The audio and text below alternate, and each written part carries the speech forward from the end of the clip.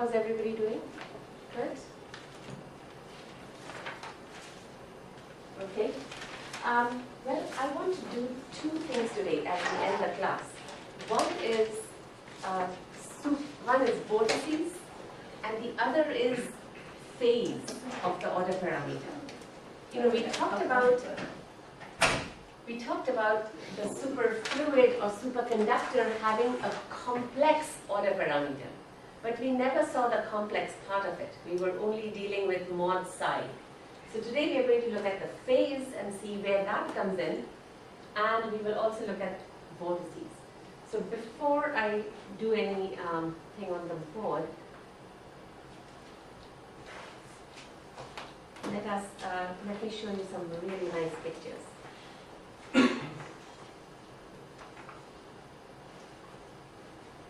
Why is it not clicking? It is a client that. Well, there it is. Oh, it did.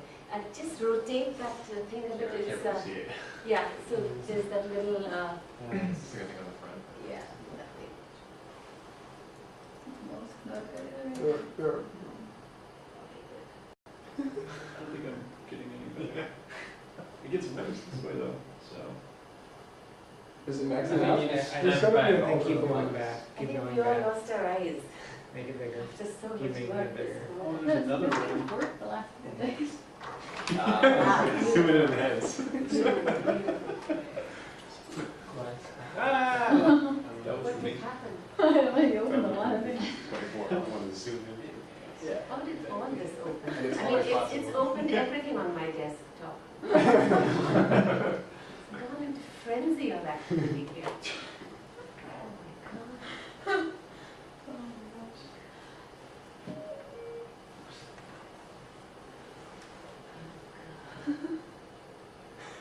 I mean, all my secrets. It's like, you know, my grams, my family, you know. It's like bare it all. Gosh.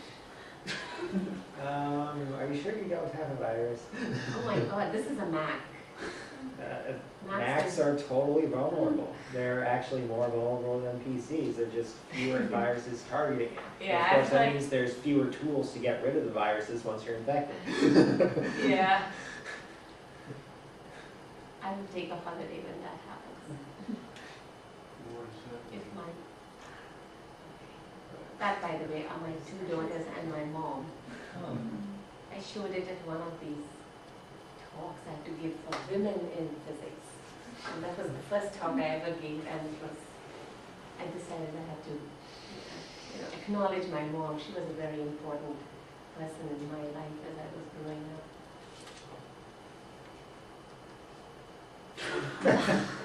Somehow, all of the icons on your desktop are selected, so whenever you double click, Okay. it's opening all of Can them. I Oh, it's just only kind the of top get half. behind all this?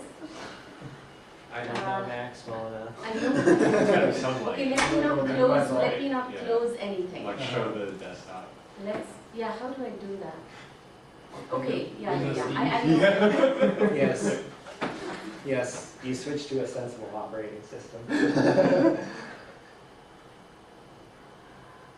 You just hit Apple Q on some of those. Apple.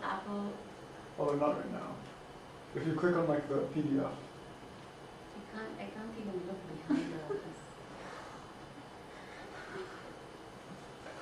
Okay, we are getting there. Don't click on all of the icons, just I click won't. somewhere blank on the desktop. Oh yeah, they are selected. Yeah. Yeah, but it's only the top half. Oh really? I think the It's bottom like right Okay, one I is- got it. Now should I select, what I need to do is No, to don't open Click, SC. click in Don't- the background. Yeah. Yeah, just click there. Oh, yeah. Click on the times. background again. There, now they're not all selected. Now click SC, right? Yes. Yeah, it was probably already. Yeah, I was highlighted. Okay. That's interesting. Anyway, okay, so here goes now. What did I want to say? Vortices. So, Got that all in.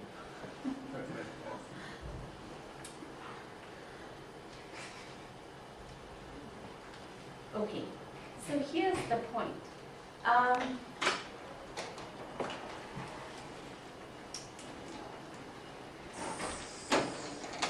We talked about how when you apply a magnetic field, a superconductor will expel the magnetic field. That's the Meissner effect. But it turns out that, we will look at some conditions in a bit, it turns out that not all superconductors do that. But some superconductors that are called type 2, and this designation is given based on a certain ratio of the correlation length and the penetration depth, these two lengths. Okay, so we will take a look at that condition in a bit. But if the penetration depth is much longer than the coherence length, then what can happen is the superconductor doesn't just die instantly at some critical field. It says, well, I don't like the magnetic field, so let the bad guys in a bit at a time. So that's what happens. The magnetic field does start to enter, but it doesn't enter in a way to completely kill the superconductor. And I want to show you how it enters. It enters in the form of vortices, and it's really cool how it happens. So you have to picture the system very carefully. It's a superconductor. Here's the superconductor, homogeneous, uniform magnetic field, and the field is getting expelled up to some critical point, and then the field enters, but doesn't just enter uniformly. It enters like this. I will show you. Yeah. So it enters, and what you're seeing here, this is a picture taken by sprinkling, and this is the kind of experiment I like. You sprinkle these little iron filings. The things you played with, and you bring your magnet and you draw those field lines. So you sprinkle iron filings, and what do these filings do? They like to cluster around magnetic fields.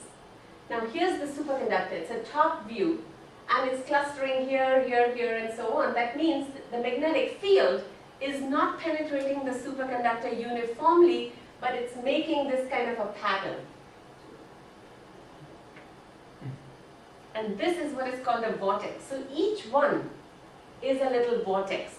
Why do I call it a vortex? Because you remember when I had this Meissner effect, there was a current that was moving around in the superconductor generating an opposing magnetic field, right? Now, when the magnetic field enters, what you have are so precisely at the center of this vortex, superconductivity has to get destroyed, because otherwise the magnetic field couldn't enter there. So you have a tiny normal region. It's really interesting how just energetics dictates this, that there's a tiny normal region where the order parameter goes to 0, the system becomes normal, and in that normal region you start to have a magnetic field, because normal metals can sustain a magnetic field, and even around it, because the penetration depth is bigger than the coherence length. So I'm going to draw that in a little while, but anyway, take this picture in first as a very beautiful imaging of the vortices in a superconductor. This one turns out to be, what is the material? Lead. So this is lead. Lead is It's actually lead with some indium and so on, yeah. Okay, this is another lead indium thing with the same imaging. Okay, and as it says, does it say that? Yeah, revealed by coagulation of fine ferromagnetic particles. Okay, so this is the kind of stuff people did, ages back. Nowadays, we do, by we I mean collectively in the community, we do scanning tunneling spectroscopy. Okay, which is the same STM we have been talking about. You bring a tip and you can image the density of states at different points.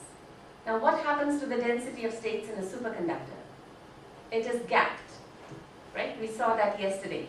So you put your tip at a point that is superconducting where there are no vortices and you see nothing, because it's dark, there are no states there. Now you bring your tip on top of one of these points that has a vortex, that region is normal, so it has a lot of states there, and that's these bright shiny spots.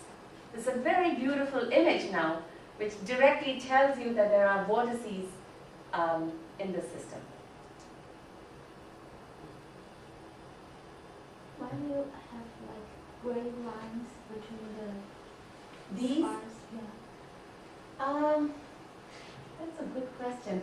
The caption Actually, says. Let's see, the caption says that? Yes, the last two or three lines. It's the wave, it should be imaging the wave function of the quasi-particle.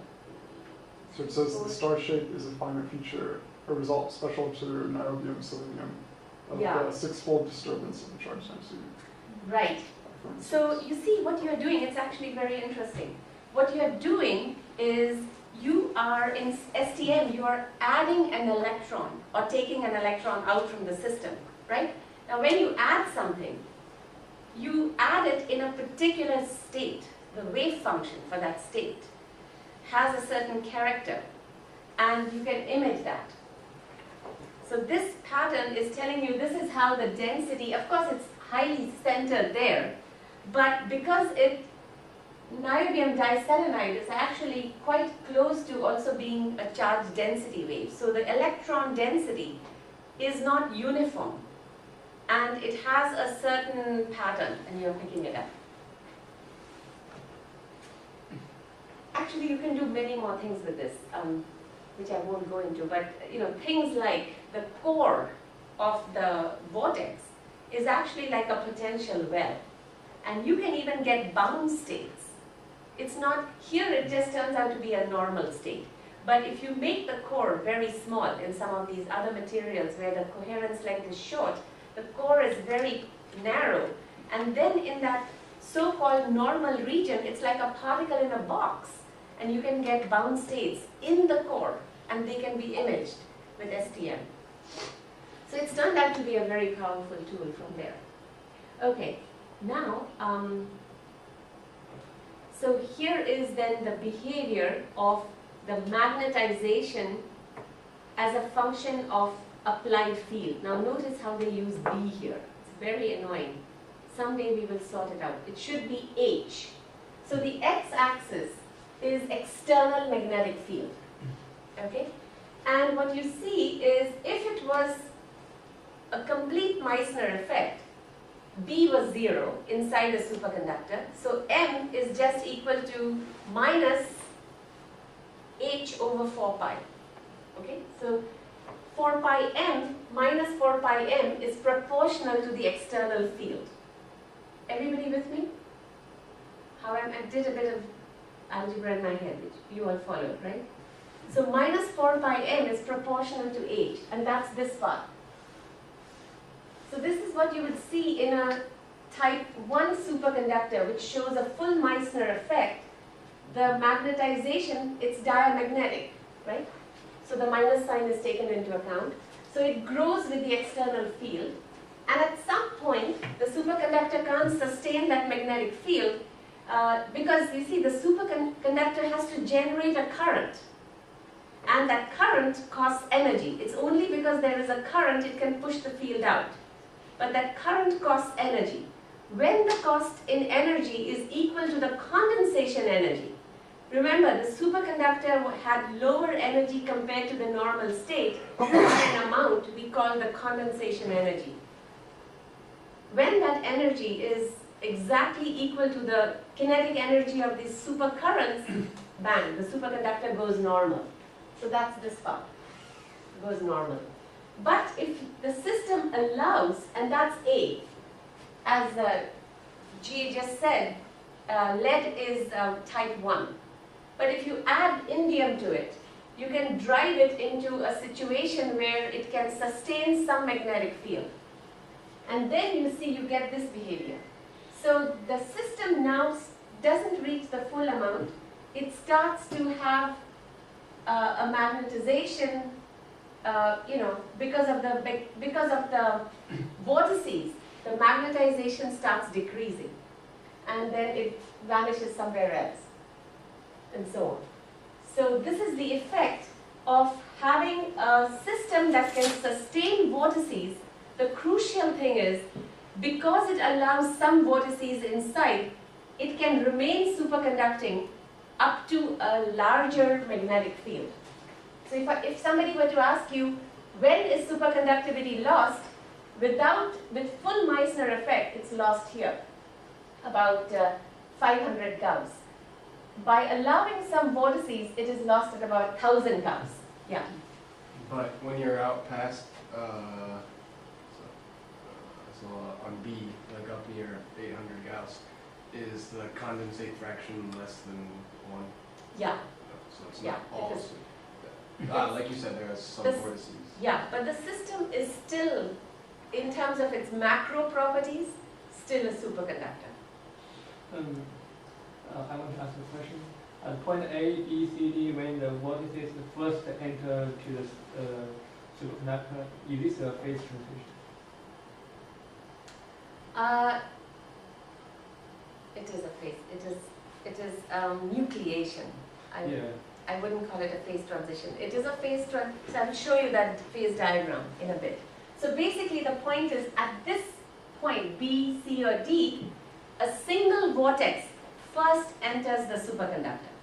That's called HC1. And then there is another field, HC2, where it vanishes. HC2, where superconductivity fully vanishes. And let me show you a phase diagram now. Okay. Let me actually show you first. No, Next reference. I am scared to click anywhere.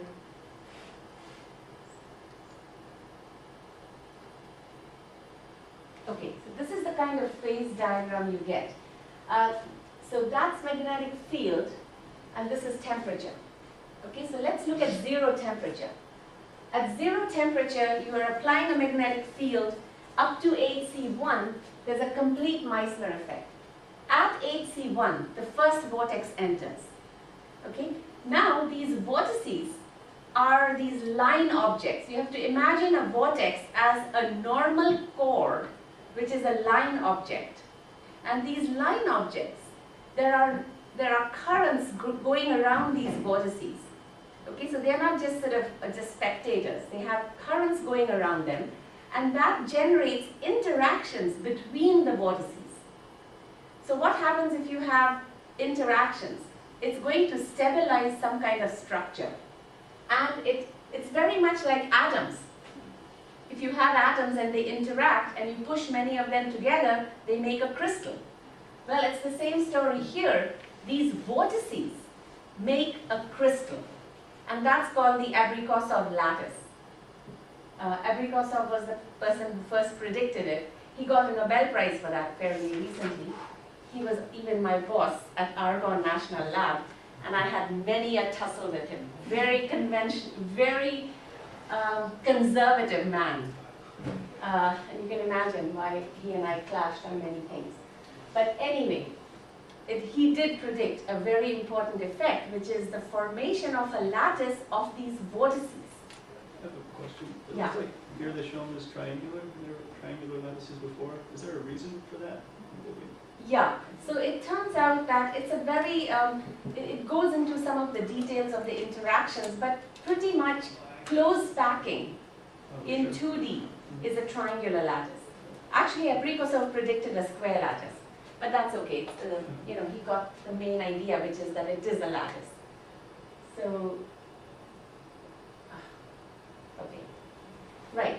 Now, another very interesting thing.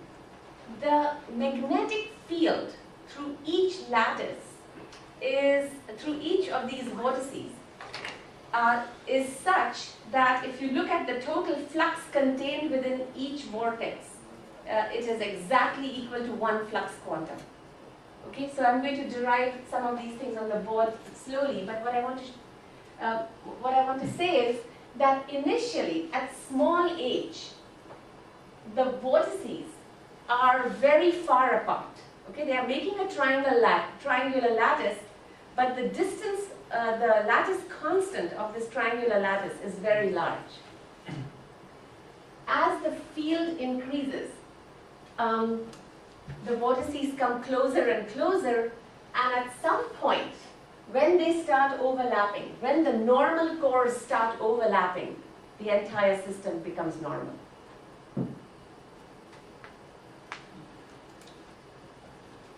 Okay. So that picture I want you to keep with you, because that's the essence of a lot of vortex physics. And then the other part is that as you increase the temperature, clearly a smaller field, just because you are introducing thermal fluctuations, you are weakening the superconductor, so a smaller field can destroy the Meissner effect, and similarly a smaller field can destroy the lattice and so on. So these lines bend this way. Okay. One can also show from thermodynamic reasons that the slope will be negative, and it won't kind of come in like this.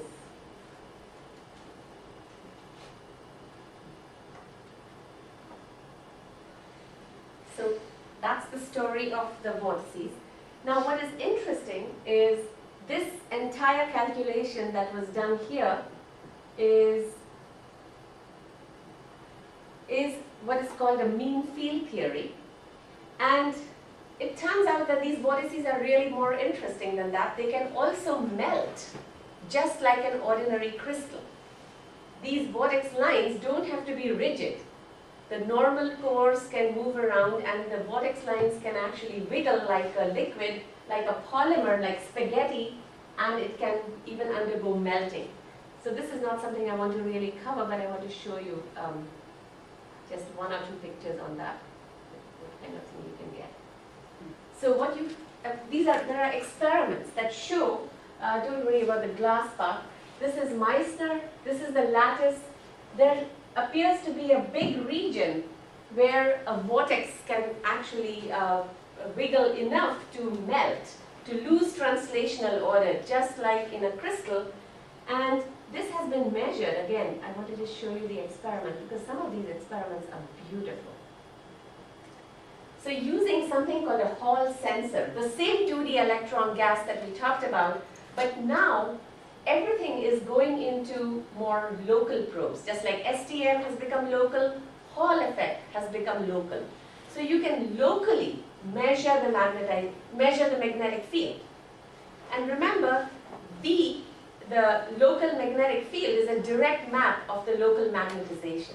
So you can see exactly what the local magnetization is doing, and they saw this effect. Where is that? This is my all favorite curve. So this is magnetic field versus temperature, or you can think of magnetization, or you can think of density. Any of these things are all equivalent. Why do I say density? Because the net magnetic field that is going into the superconductor, that is penetrating through these vortices, is related to the density of vortices. Because each vortex carries one flux quantum.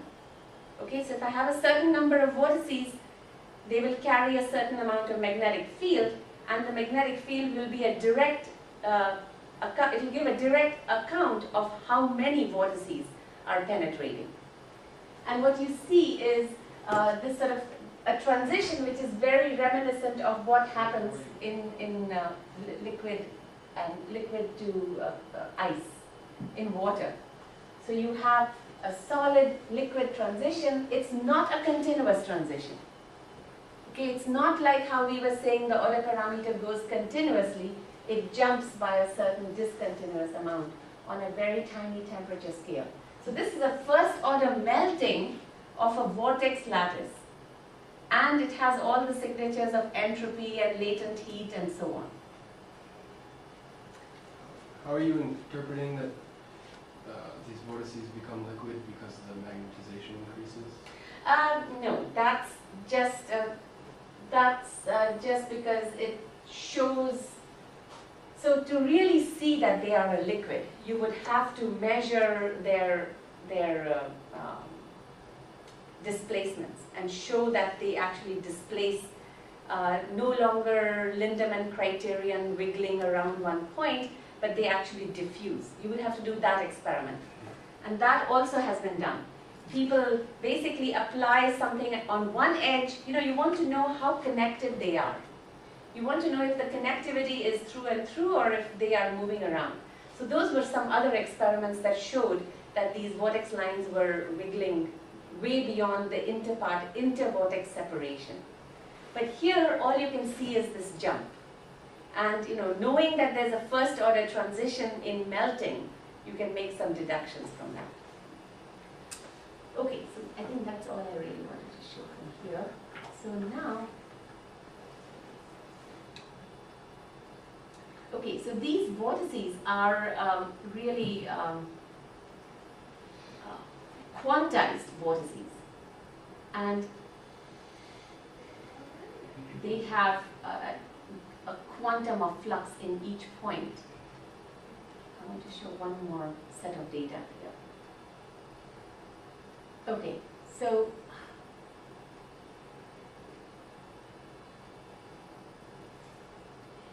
I will need to use some of my yogic meditation techniques and not hit my computer at some point. Okay, here. So another thing, I want to show you vortices in superfluids which don't have charge, right? So we talked about magnetic fields generating vortices. That's one way. You can also look at rotation. That's another way. In a neutral superfluid, it doesn't couple to the electromagnetic field, but you can rotate it. So you may remember this, that the Coriolis force in a rotating frame looks just like a magnetic field. So basically, omega plays the role of a magnetic field. And, so again, what you're trying to do is you're trying to rotate a superfluid. And basically, nothing rotates inside the superfluid. That's the Meissner effect. The superfluid does not rotate. But, again, at some point, if you're above a certain critical velocity of rotation, a vortex will enter. And these are these quantized vortices. So that's what makes it very different from your bathtub vortex. In a bathtub vortex, you can give it any amount of circulation.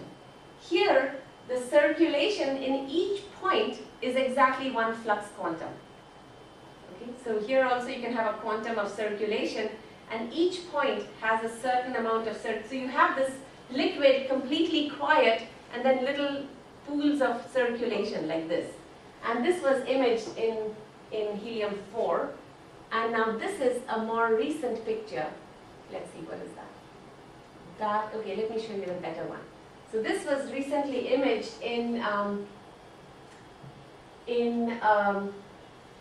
so here is the image in a bosonic gas. So you have a gas of bosons which have Bose condensed, and you can rotate it. And the way you rotate it is also quite neat. They use some laser spoons, they call it laser spoons. And they can move these lasers around, and that rotates this liquid. So this is in a bosonic system, and this is more like a superconductor in a fermionic system. Again, you see these holes are the points where, one has to understand exactly how these images are taken, and I don't want to go into that. But basically, these are the vortices where you are getting circulation, and the white parts are the superfluid where you're not getting circulation.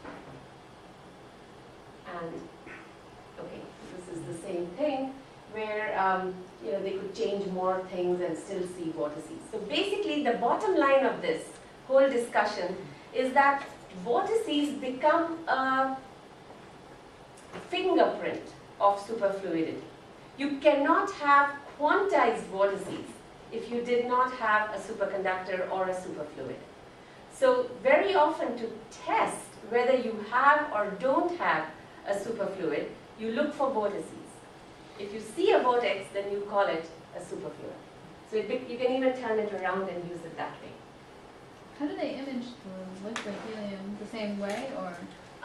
Helium, that's a good question. I don't know how they imaged helium. Okay. Yeah, I don't know how they did that. The cold atom story I'm more familiar with, but yeah, helium vortex imaging, not clear to me. Okay, talking of helium, let me show you one last thing. And the connection when I discuss later is the following. We've sort of talked about superfluidity and superconductivity in the same breath. But it turns out the theory for superconductivity, the BCS theory, is a fantastically well, it's very well, I can't say accepted by nature, because we have to think of it the other way. The theory is able to describe nature in terms of all these superconducting materials very well, a mean field theory. And it is the only mean field theory that can explain anything in nature. So you will do your Ising model within mean field, you will do many things, Hartree-Fock, mean field, all those are terrible approximations. Doesn't describe almost any experimental system. BCS theory is an amazing mean field theory that describes a whole class of superconductors extremely well. And the reason, single reason why that happens is the coherence length. Somebody tried to talk to you. Pardon? Somebody tried to talk to you. Okay. And the single reason why that happens is the coherence length. The size of the Cooper pair is huge. Okay? And that's why mean field theory works so well. In helium-4, the so-called Cooper pair is tiny, if you at all think of a Cooper pair.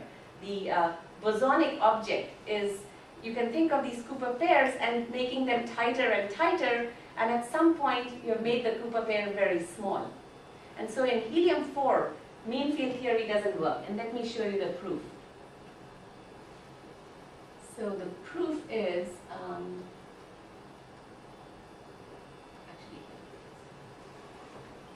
this is a very nice data again.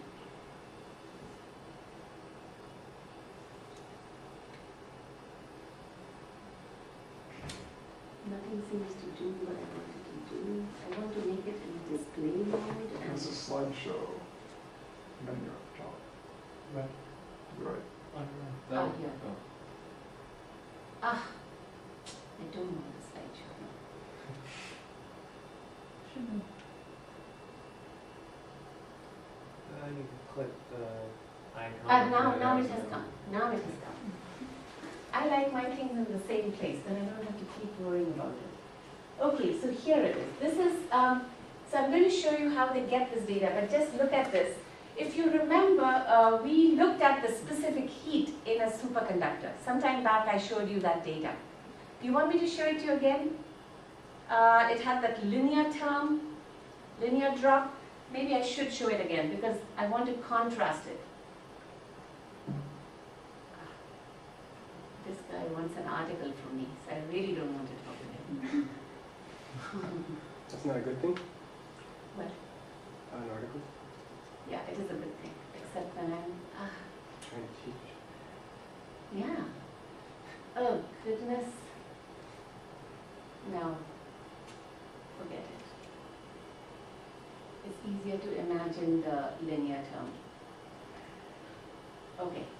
So when we did the superconductor, I showed you data on for superconductor in aluminum, and I showed you how by applying a magnetic field you had C as a function of T, which was dead linear, and when you had a superconductor there was a piece which it basically did this. It went up. If I just forget about this big peak here, it just went up and came down like this. It was a linear drop. And that was exactly what we derived from our Landau theory. Now, this is superfluid helium. If it was behaving within mean field theory, it should have shown that linear piece, and only the linear piece. Instead, you see what is called the lambda transition. This is the best studied phase transition in condensed matter. It has even been taken into space, and people have looked at this transition without gravity, because gravity will round the transition. So people got really fixated, and they wanted to really get after this transition. Is it like going up as some power law, or what is happening? And I'll give you the answer in a bit. Turns out it's not diverging. That's the beauty. That's the end result. It does not diverge. It actually goes to a constant and then comes down. So that result was known after a lot of work. For the longest time, people thought it was diverging. Then they thought it was diverging logarithmically. Finally, with micro-Kelvin resolution up in space, we now know that exponent is not diverging, but it is it's a cusp. But this basically shows that mean field theory is wrong and something beyond mean field theory is playing a role. And what that is something we will talk about. It's called phase fluctuations. The other curve here is precisely that superfluid density. It's what I had called NS yesterday. It's the number of electrons in a superconductor that are in this condensed state. Here it is the number of bosons that are in the condensed state. Of course, this goes all the way up. Finally, rho s over rho goes to 1. Okay? But this is a very narrow window that they are showing. Is that one square root or no? Yeah, this is the density. So it is what I call NS. Right, but I mean, is that following a 1/2 power law? Because Okay, yeah, that's a good point. So if it had been mean field theory, this quantity, remember our order parameter was a power law. So rho s is mod psi square. Okay, so rho s should have been linear. This power law turns out to be about 2/3. It's a different exponent. So what happens is helium-4 falls in a different universality class, as we say, and it is in the universality class of the XY spin model. But it has completely different exponents from the mean field result. And this exponent would have been linear, which it is not. Instead, it could be a half. It looks like a half, but it really is a 2/3 power. And this result, rho s, is measured by that very beautiful torsional oscillator experiment that Leggett talks about. So what you do is you put this torsion rod and you rotate it and you look at the period of oscillation. Tau 0 is proportional to the moment of inertia. Okay, and the moment of inertia is basically given by the amount of helium that is stuck to the rod and rotating rigidly with the rod. And that amount decreases when you come below Tc, because some of the liquid starts to become superfluid and it has mass, but it does not contribute, it does not have friction. So it does not rotate with the rod. And it falls out of the rotation and you see this you see the time period then becoming shorter. Yeah. It doesn't require that when it's not superfluid that it's like perfectly sticking to the walls, because liquids aren't perfectly like. I mean, I guess this is just a question about experimental design. You're saying that some of it would be. It seems like in the normal state, the design assumption that it's all moving with the torsion bob is not true. Oh, so you normalize it with that. Ah, okay. Yeah. I see. You normalize this and then you look at relative changes. I see. Okay, so this is how you then get that quantity rho s, which has been shown here. Okay, so this is really very hard work to get this kind of data, you can imagine. So so that kind of ends what I wanted to say about helium. So this basically covers all the ground I wanted to say about vortices. Any questions on this before I turn it off? Yeah. Were you going to talk about why the flux is quantized? Yeah. Okay. Turn it off. Any other questions? Are the vortices useful other than in just studying how the superfluid superconductor reaction works? Very useful. Okay. So let's say, the first thing you might think They are bad because they are destroying the superconductor. But one thing we have to remember is if we didn't allow these vortices in, the superconductor would have ended well before. So we have to let them in. And this is a very curious thing. Now if this vortex, it enters the superconductor, right? Now you might ask, where is it sitting in the superconductor? It could sit anywhere. Now if this vortex was, the vortex, remember the core is normal, right? So if that normal part is dancing around, moving everywhere, it's generating a lot of excitations, normal excitations as it moves around. So it's very detrimental. The superconductor is going to lose its superfluid properties if this vortex is running around. So if you are trying to use a superconductor to generate magnetic fields, because that's one of the uses of superconductors, is to generate large magnetic fields. Remember that calculation we did with a 4 Tesla magnet. The MRI machine at OSU has a 7 Tesla magnet. That is a superconducting magnet, a type 2 superconducting magnet. So it must allow vortices, but these vortices somehow should not move around. So you want dirt. So believe it or not, in this very pristine state, superconducting state, to really make it useful, you have to allow vortices and you have to pin them. And that pinning center, then in fact, if you can pin, because these are line objects, if you just have little bits of disorder here and there, that's not as good, because then the vortex, what will happen is if you have a little bit of pinning, that means the vortex core already has some region which is defective. So the core would like to go and sit at the impurity site. And if the impurities are randomly distributed, the line is kind of being forced to be like, a little wiggle to accommodate the disorder. But if you can make columnar defects, so what people try to do is they take the superconductor, this high temperature superconductor for example, and they bombard it with some ions. And it makes it a better superconductor. It's very counterintuitive. But you bombard it with ions, these ions make long columnar defects. The vortex then line sits rigidly along that defect, that long defect, and gets pinned and can then sustain a magnetic field up to higher values. Okay, let's stop this.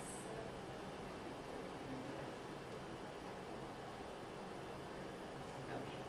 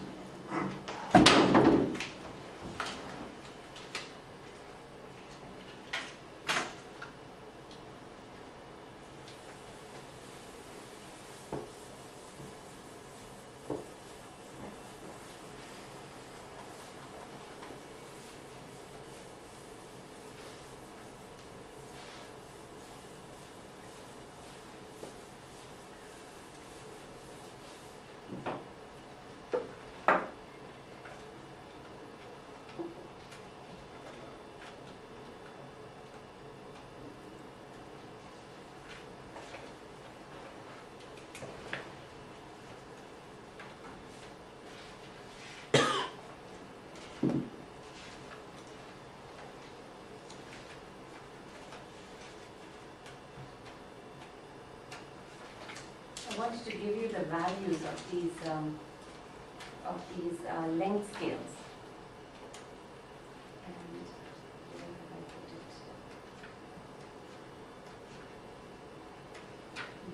Okay. So let me just say a few things.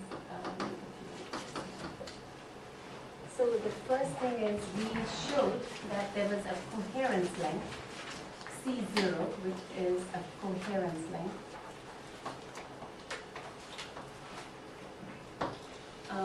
And this was given by h bar Vf over delta, delta 0. So again, delta 0 is here, as a function of temperature, it vanishes and comes here. This suppression here is exponential, e to the minus delta 0 over t. And this thing here is t to the beta.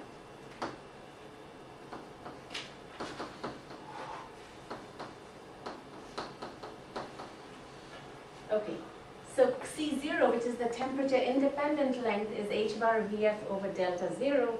And we showed from here, just by plugging in for Vf, that Kf C naught is equal to Ef over delta 0. Typical superconductors have delta 0, which is very small, and so C naught is huge. We saw that. Now, so this is one length. The other one was the penetration depth, lambda L, which was, this is the penetration depth. And it is defined by 1 over lambda L square is 4 pi ns e square over n star c square. So that's how this length is defined. Now from these two lengths, we can get two magnetic fields, HC1 and HC2. So our picture of the vortex is something like this.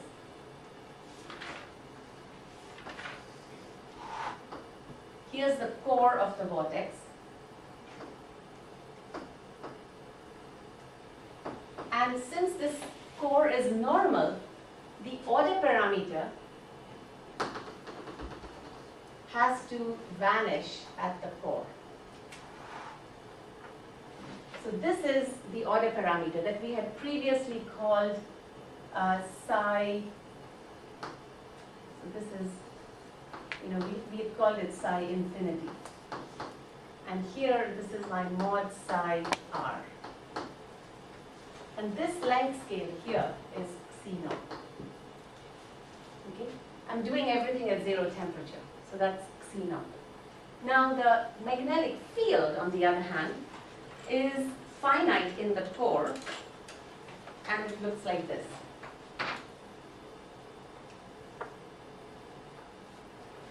I mean, these are two different quantities, right? So you shouldn't worry about where I'm showing.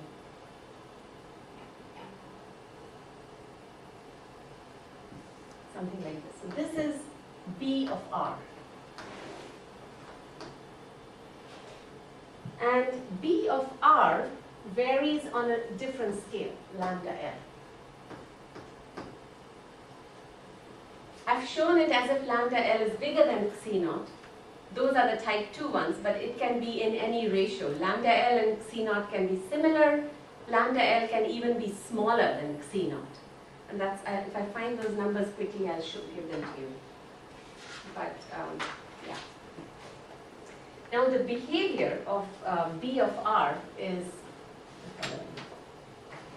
so B of R. So just from those Ginsburg-Landau equations and nothing more, it's just solving differential equations, you can derive these things. And I'm not doing it here because we don't really have that much time.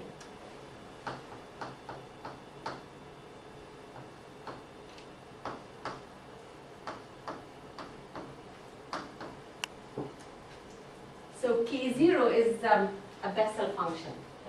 Essentially has the following behavior. So for once they are useful. So all your E and M stuff does come in handy once in a while. So K0 of X basically goes exponentially. Let me write it as R over lambda. Is exponential at large R. And at small r, it diverges logarithmically, log of r over lambda.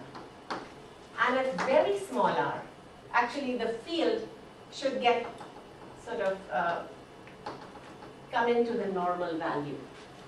Because in the center of the core, the magnetic field just becomes the external magnetic field. Because it's normal, it's not screened.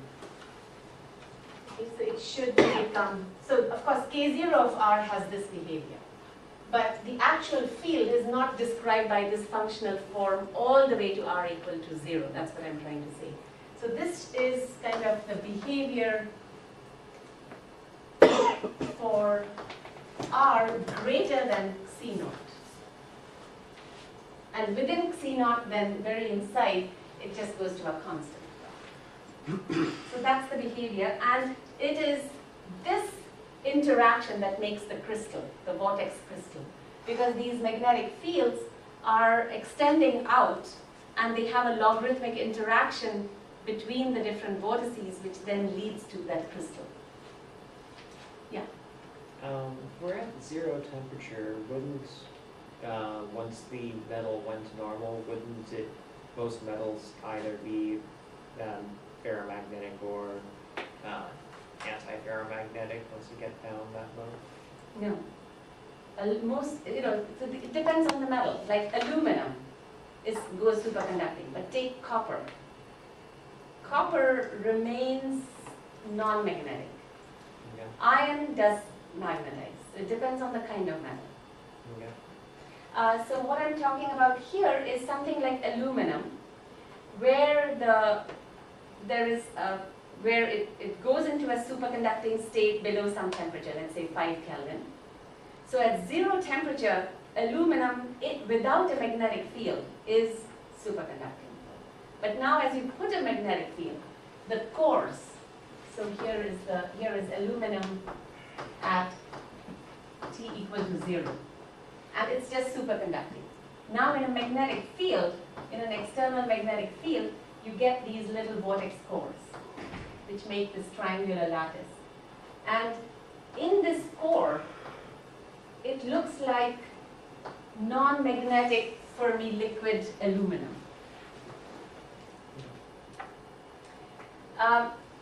Whether something would become ferromagnetic, you're thinking that this magnetic field itself could drive the metal into a ferromagnet, right? And the way to answer that is to look at scales again. So the exchange scale for iron is huge. And it's the temperature at which iron loses its ferromagnetism is 1000 Kelvin. And that's close to the exchange scale J. Okay? So that would say that if I applied a field which had that kind of an energy scale, mu BH was on the order of J, I would drive something, let's say, which was non-magnetic into a ferromagnet. But these fields are on the order of 100 or so Gauss, a Tesla, let's just say Tesla. These fields that I'm applying. They could go up to much more. Maximum field that you can get in a superconductor would be around, say, 100 Tesla is absolute max. About 50 Tesla is what you need. Even a big high field magnet lab in Florida has about a 45 Tesla magnet. So these look like big magnets, but if you convert it to energy scales, it's not very large. Yeah. Any other question? No. Okay, so that's this thing. So now what I was going to say is that you can define approximately, so just approximately using those two lengths, you can say that 2 pi lambda L squared times a certain field which you call H. So typically what we are going to look at is type 2 superconductors are where lambda L is greater than C naught. People define a parameter kappa, 1 over root 2. So when lambda L becomes 1 over root 2 of C naught, but it's not so important. If lambda L is greater than C naught, then you start to have a separation between, you start to have this sort of Abrikosov lattice region, and HC1 is defined as that field such that, remember, length, area times field is a flux. So what is the irrelevant area? You can do 2 pi lambda L squared, or you can do 2 pi C naught squared, or you can do 2 pi C naught lambda L. These are the only three things I could do with two lengths, right? So very nicely, this defines HC1. So this equal to phi naught defines HC1. And phi naught is equal to HC over E star.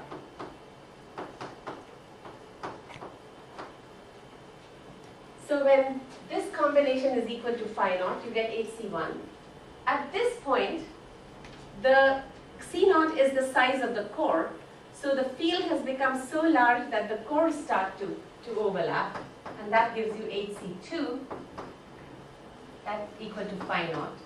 And this one gives you HC. HC was the field where the things broke off from, that was the full Meissner regime. So let me draw that. So here is minus 4 pi m. It goes up. So this is HC. And then, somewhere here, and it does this. So this is in a type 1. This axis is H. So this one here is HC1. This is HC2. And so now this becomes the vortex lattice.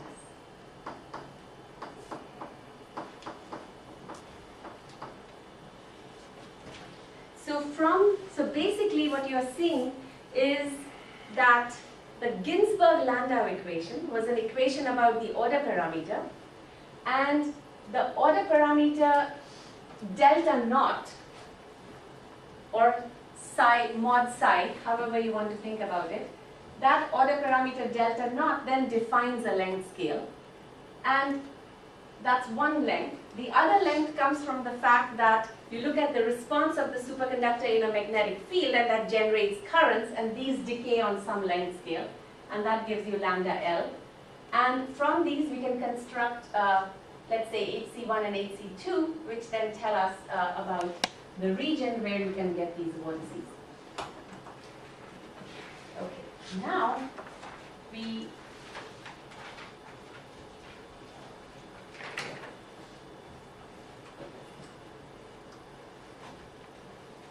let's look at the phase object and try to get at this quantization.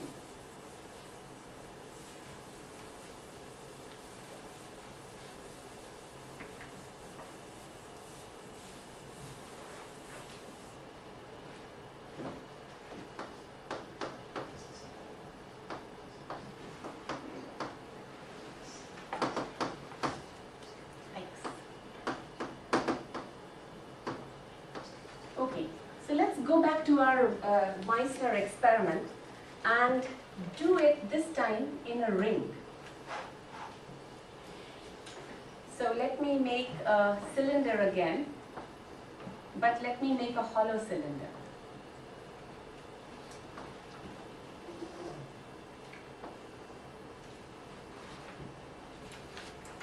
Okay, so I'm going to take, this is the first step, T greater than Tc. Let me assume that this thickness here, which is D, and D is greater than lambda. Okay? So whatever fields have to decay within that thickness. And so when the magnetic field is basically going to penetrate the thing at T greater than Tc.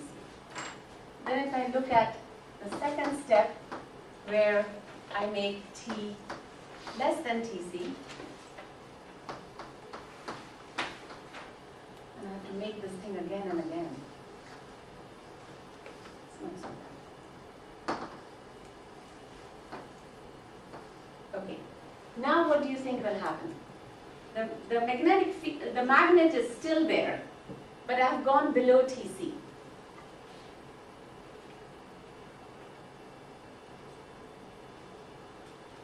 For type 2 or type 1s? Let's say type 1 to begin with. let's say type 1.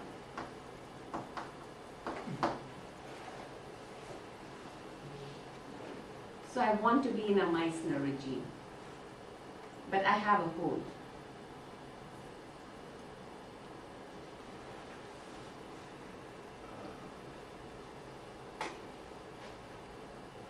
Well, the superconducting part won't allow field lines into it.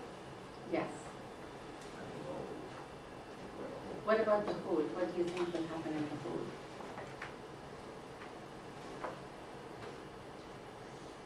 You get some quantized amount of flux through the hole. Let's see. So the hole, first of all, should allow magnetic field, right? It's a hole. So it should allow. So we do expect that it will allow.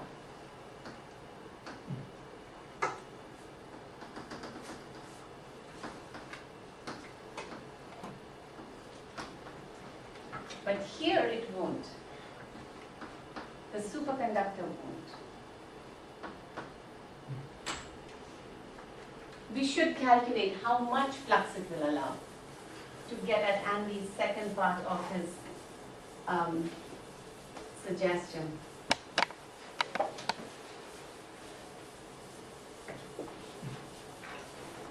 Okay, so let's now come to the step 3, which is T still less than Tc. Remove the magnet.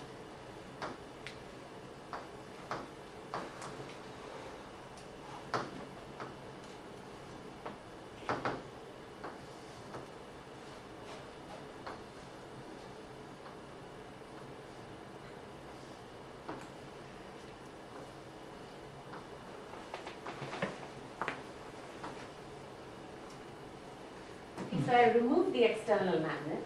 So I shouldn't have any magnetic lines that are, I cannot have any lines that go on like this. There is no magnetic field.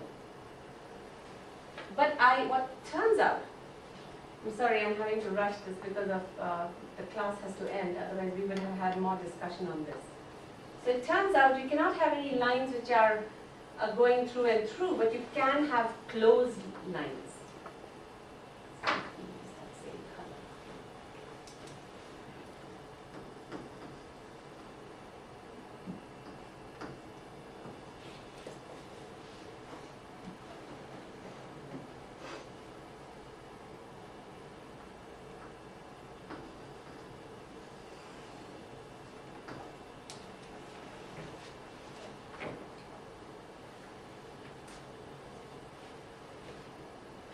So basically what happens is, it's again Lenz's law. You're taking away the magnetic field. The system wants to oppose that. And so it's going to start a current, which is going to oppose that change. And essentially you're going to get something like, so you know, in this loop you will now get currents flowing which will oppose the change you're making. So a current will flow in the ring, and so currents, supercurrents, meaning the super electrons are flowing. Supercurrents flow in the ring. And the question is, how much flux do they generate? Were they not flowing in stage 2? Yeah, they were flowing in stage 2. But they were flowing in stage 2. They were basically flowing in stage 2 because they had to keep the magnetic field out. Mm-hmm. Now you might say, well, there's no magnetic field. So what happens? The point is they are still flowing. Even in stage 3, they are still flowing. Even though there's no magnetic field, no external magnetic field, they are still flowing in stage 3. Because they were trying to counter, basically what you have is the flux. The supercurrents flow in the ring to basically oppose the reduction of external field. I guess I was thinking, even going from 2 to 3, I might hypothesize that they're flowing in step 3 just because it's a supercurrent, and we talked about. You set it up and it's going to go forever. So turn the field off and it's still there. Yeah, Are those the same? it's the same thing. Okay. Yeah, so you set it up in stage 2, and now you remove the field, and basically those supercurrents are still there. They are not going to go away. And we want to see how much they are. What is the amount? So what I'm going to do now is to take a top view. I'm looking now at a top view of that cylinder, and there is a hole there, and there is some flux through the hole. Some magnetic field is going through the hole, and the question is, how much is there? How much current is flowing, basically, to sustain that flux? So I'm going to take a particular point inside the loop. So consider a circuit here, inside. So consider a path or a circuit, a path well inside the ring. So, there are no, so the point is there are surface currents flowing, right? On a scale lambda L. But once you are beyond, so there's a certain thickness here, which is lambda L, where the surface, these supercurrents are flowing in that ring. But if I go well inside, there is no current there. So consider a path well inside the ring. So J is then equal to 0 along that path.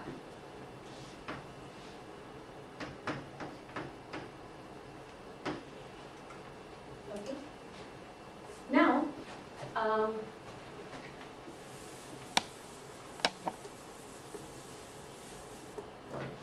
basically J, I wrote down that equation last time. It had psi star grad psi minus that one and the supercurrent term. So if I just look at that, and I assume that basically psi has some magnitude times e to the I theta, the magnitude is not changing very much as I go around. It's really the theta which is changing. The phase of the order parameter is what is changing mainly.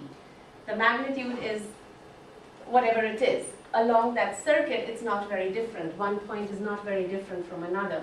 So J is basically E star over M star H bar mod psi square delta theta minus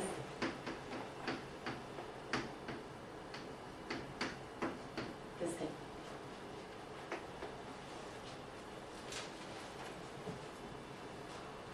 Okay, so now what I have is, if I look at J dot dl, J is 0, J dot dl is even more 0. It's just 0. No, not more. But what do they call the path? Just say served path. And this is just dl del theta minus, I can write down in terms of phi, this is a, so this is 2 pi a over phi naught.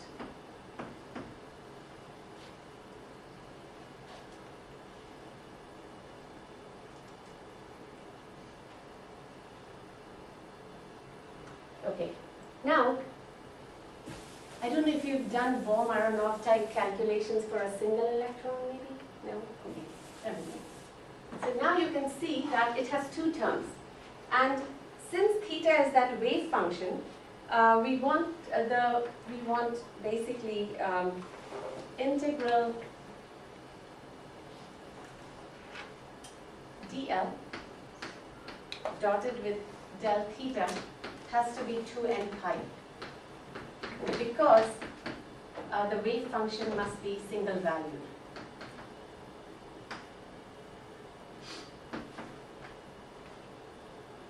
And that implies that 2 pi over phi naught a dot dl, A dot dl along that path is 2n pi. And that implies that the flux phi over phi naught must be n. Okay, this quantity here is just phi.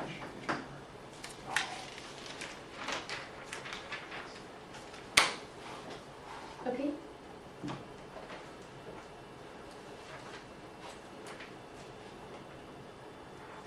Okay, so I want to just reiterate where we started and where we have gone. So what we did was to turn off the magnetic field. And then we said there was a certain amount of magnetic field caught in that central loop, the central hole. How much is that field? The field is basically, so you know this, that the total flux is B times the area. Okay, B times the area. So in this case, it's the magnetic field, the external magnetic field, times the area of the hole. So this is now H external times the whole area. Not WHOLE, but HOLE area. So it's the area of that hole. That flux has to be such that it is an integral number of the basic flux quantum for superconductivity, which is, again, let me write it down. It's H over H. Did I put a C or not put a C? It's H over 2E. If I put a C, then it depends on the units. It's H over 2E or HC over E. HC over 2E. Okay? So the amount of magnetic field is, if you count it in flux quanta, it's an integral number of that. And that's the amount of flux through that. So this is the first experiment that tells us that this order parameter had a phase. It was not just a scalar, not just a number, but it had a phase, and you could wind it in a magnetic field.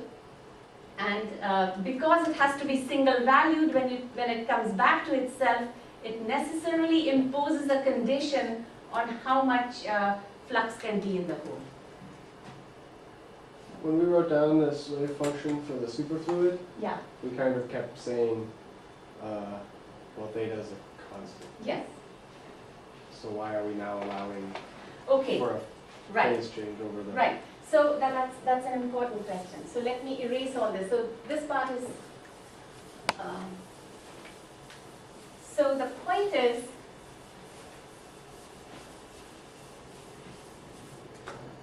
If you have a homogeneous, so let's now look at a homogeneous superconductor. Okay, there's nothing perturbing it, no magnetic field, nothing at all. In this case, the order parameter is basically psi, which is mod psi, e to the I theta, and theta can be taken to be 0 without any loss of generality, as people like to say. So you can just set it equal to 0 because it's the same everywhere. If you perturb it in some way, like here we are putting a magnetic field. When we put a wall, the amplitude is perturbed. Here also the amplitude is constant in a homogeneous field. Theta is 0 and mod psi is equal to a constant. Now you have to do some perturbation to make them move from that. So if you put a wall, it affects the mod psi. If you put a magnetic field, it affects the phase. Now the phase cannot be constant anymore. So if I put a magnetic field, the wave function phase has to rotate so as to come back in a particular way when you go around the circle. So once you put a perturbation like a magnetic field, then it has to rotate and give you this. Okay? The other place you can see a phase effect is when you bring two superconductors together. Each superconductor can live happily with its phase. Okay, this is now the ultimate, penultimate, beautiful experiment called the Josephson effect.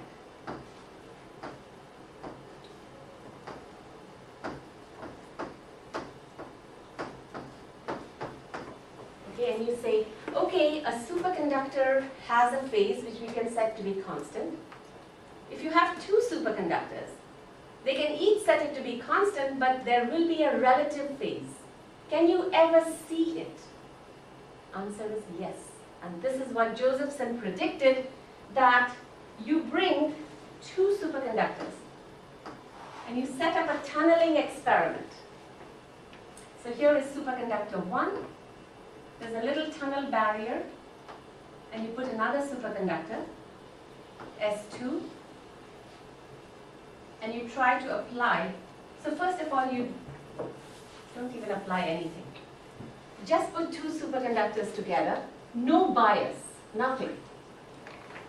And a current, he predicted that there will be a current which will flow, and that current will be equal to, so this one has its theta 1, so this is, let's say S1 is described by, so S1 is described by its order parameter psi 1, which is mod psi e to the I theta 1. And let's say psi 2, and just to keep it simple, let's say their magnitudes are the same. Okay, because now we are really focusing on the phase part of it. These things produce minor wrinkles on the story. And the current he showed, so would be equal to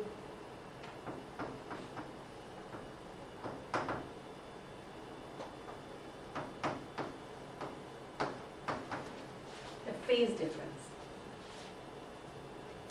Now, very bold. It was actually a problem set that was given out. Brian Josephson was a graduate student, and this was a problem set that was given out, or something like that. And he thought of some steps beyond the usual problem set and solved something like this. So goes the story.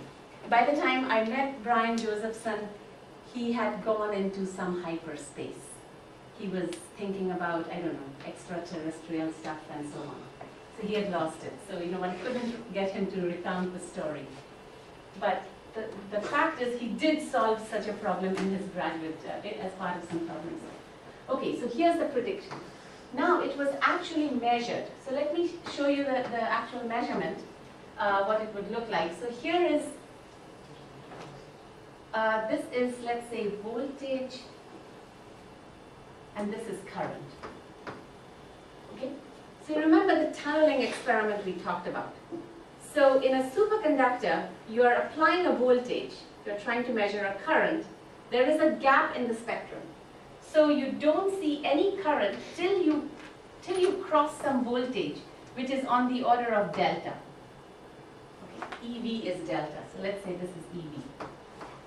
So till you cross a voltage which is on the order of delta, you don't see a current because there's a gap. You can't push electrons in until you cross that energy, and then the current starts. Now what we are talking about is, so this is the single particle current, single electron or single particle current.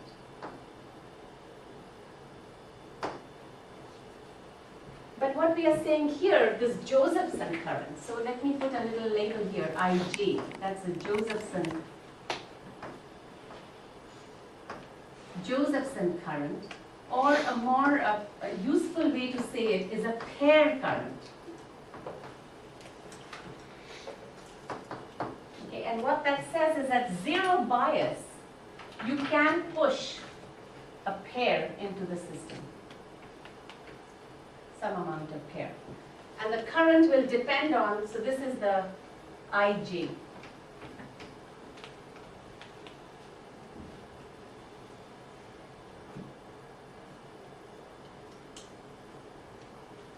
Is the other curve just a superconductor into a normal metal or something? This one? Yeah, I meant the white curve. The white curve is the current due to a single electron. But from one superconductor to the other? No, yeah, from normal to superconductor. Yeah, that I see what you mean. This is from normal to superconductor. Actually, even even between two superconductors, you can, okay, so let's just say, I don't want to confuse that. Let's say from normal to superconductor, you would see that. Between two superconductors, at zero bias, you would see that. And if you apply a bias, you can also get, that part of the story will have to stay for some other course. But just remember this part, that without a bias, you've gotten a current. Let's just dwell on that. What you're seeing is a very interesting situation where you're trying to push an electron into a superconductor. The system has a gap, so unless you push more than a certain amount, you can't get a current in. On the other hand, you are looking at two superconductors. A superconductor has pairs. They love pairs. So if you already bring in a pair, that pair goes in without any cost in energy. So it's the pushing of the pair which costs no energy, and that you're seeing here. Okay. Now, what happens as a function of bias is actually you can generate a time-dependent current. So DC bias can drive an AC voltage. And that becomes then the principle of a squid and so on. So maybe one of you will do that. Eric hasn't been given a topic, so I will give you this topic now, and he will take it up in our conference.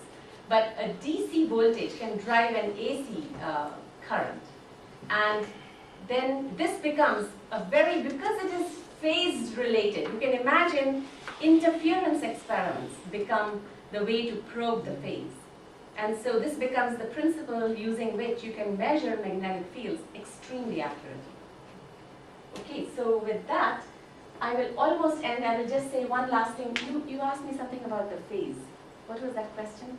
Do you remember? I think you answered it. I answered it? Okay. The story about helium-4. Why did helium-4 not behave like mean field theory? What is missing is this part. That in helium-4, and after that I will end,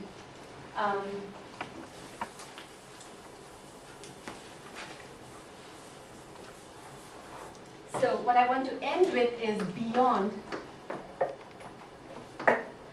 mean field theory. Because really that's where my life begins. Mean field theory was all done by Bardeen, Cooper, and Schrieffer. And all the work we have been doing is beyond that. And one little thing that comes in here is, not little, a big thing that comes in here are these phase fluctuations. So what we start to see is that we said that in a superconductor the order parameters is psi naught, mod, the times e to the I theta, and we set, theta equal to 0.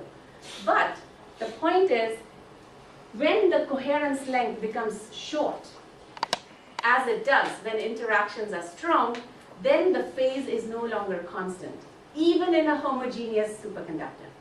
And the phase at different points starts to fluctuate. And so what you find is, so phase fluctuation basically says, even in the ground state. So basically what you find is that your superconductor no longer looks like you can think of the phase as an angle. You can think of that theta angle is no longer constant everywhere, but it can fluctuate. Okay? And these fluctuations then are another way to destroy superconductivity. So what you see, the most important consequence of these fluctuations is that